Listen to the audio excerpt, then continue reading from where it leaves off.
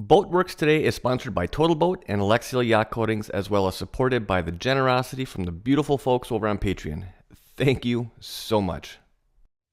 So welcome back to Shop, everybody. Hope you're all doing well. This week is going to be a turning point for this project. I'm hoping, I'm gonna get the back end of this transom buttoned up, all the holes drilled. So that means from here on out, I'm gonna be able to focus on the interior stuff, which is really what I've been wanting to do since day one, like 12 years ago.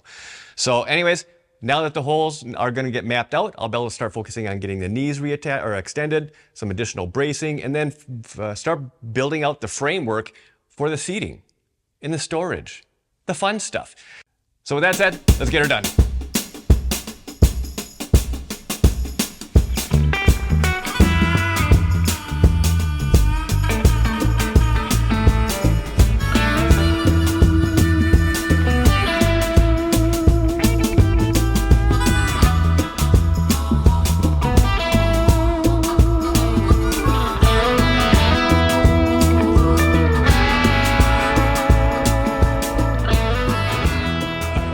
What I got going on here is I need to fill these holes back in, because these were the 4 holes that I tried to actually make work, and well, they weren't even close to working. So here's a couple more of the miss hits that I tried from drilling from the inside, and well, I wasn't able to get it to line up. So I need to fill all this back in, but I don't want to lose these 4 holes. These are where the bolts actually have to go. So what I'm going to do, this is an old trick that I used to do all the time when I needed to fill a hole, but I didn't want to lose my marker. Just take a piece of paper towel and we're just going to wedge it in here a little bit, until it's, I don't know, it's probably pushed in there maybe about 1/4 inch.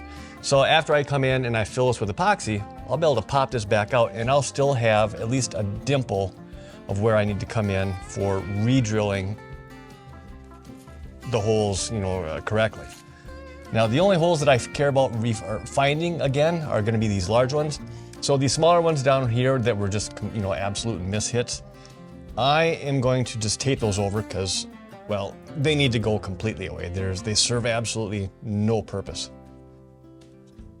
So when I'm packing in this paper towel, I want to make sure it's tight enough so epoxy doesn't leak out.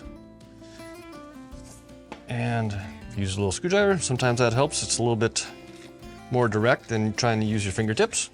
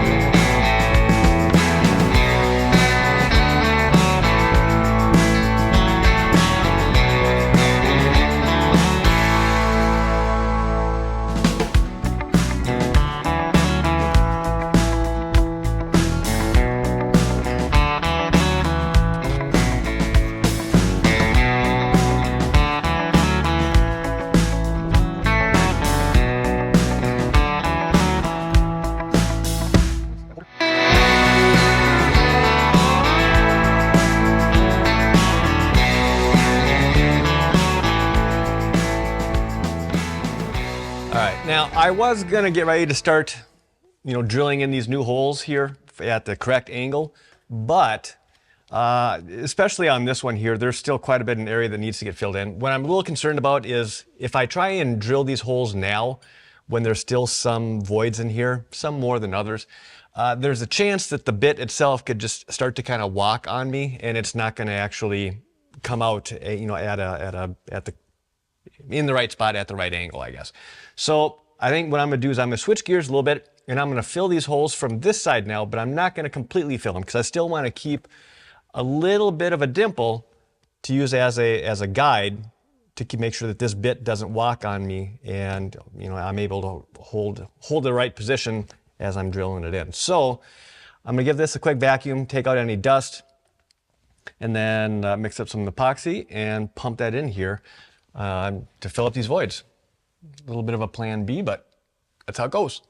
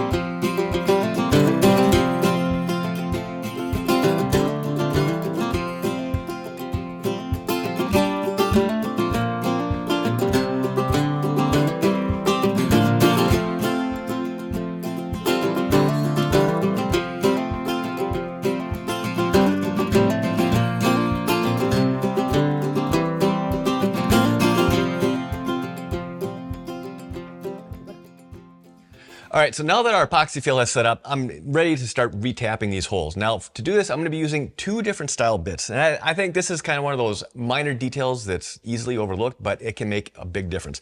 So the first kind of bit I'm going to be using here is like a Forstner style bit. And the reason that this is going to be helpful on our first round is because of this. One, it's a brad tip. So that's going to create a bit of a little pilot hole that's going to be dead center of the hole, so that when we come back with our second bit, which was, more of a typical style rounded head on it, it's going to allow this bit to kind of lock in dead center. And it's just going to make it far less likely for that second bit to kind of start walking off course on this. But the other thing that this Forstner style bit is going to do is it's going to kind of clean up any excess and any unevenness on these each of these holes. It's just going to, it's just going to clean things up a little bit. Maybe that's not quite as important, but having this little brad tip on here, this is going to be key for keeping the bit walking in a straight direction. So the only holes that I need to really pre-tap are going to be these four that that I tried to eyeball the first time when the bracket was still on here, and it's just I wasn't able to get the right angle. So that's why we had to fill these. So I'm going to pre-drill these, and then I'm going to go around and hit all the rest. Oh, one other little detail.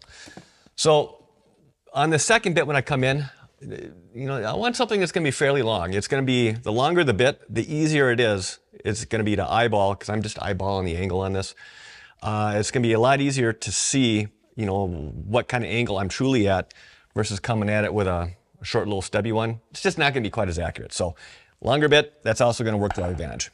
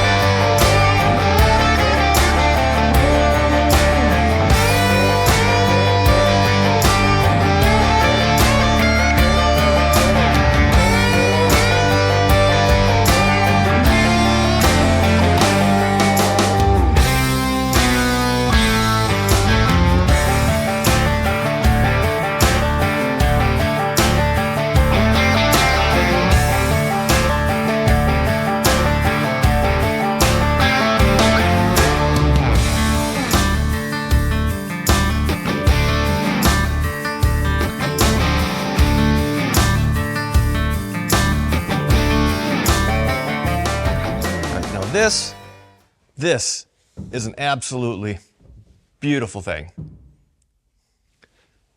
Nice in a straight line. I actually missed a few holes. I had to come back and re-drill or drill these bottom three here, but oh well, I caught it. That's all that matters.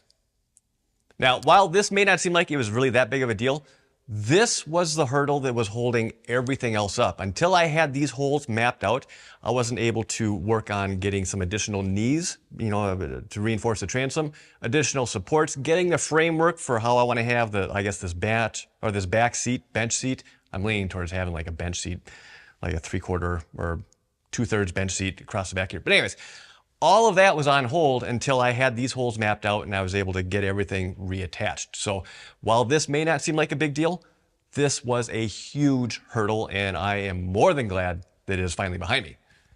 So now with this part of the transom done, I should be, at least for a while, I should be finished with any of the exterior work that I need to get done. So going forward, I should be able to just sit here, focus on whatever I want to get done on the interior side. Now I've already gotten started on that somewhat. Where I'm standing, this is where the fuel tank is supposed to live. Now, I've ripped out the flooring in here. Well, whatever. That's going to be a topic for another video, but let's just say there's a whole can of worms here that needs to get sorted out, and I haven't quite figured out how I want to approach that. So that's going to be for an upcoming video. So at this point, I think this is going to be a good stopping spot to kind of button things up for this video. So as always, I hope you enjoyed this video. Hope you found it interesting. And if you did, hit that thumbs up button. If you're not already subscribed, hit that subscribe button and the notification bell. Thank you in advance. I greatly appreciate it. If you have any questions, comments, feel free to leave those down below. I'll do my best to follow up with you. And as always, I want to thank you for your time. Thanks for watching. Have a wonderful weekend. And I'll see you in the next video next week. This has been a Boatworks Today production.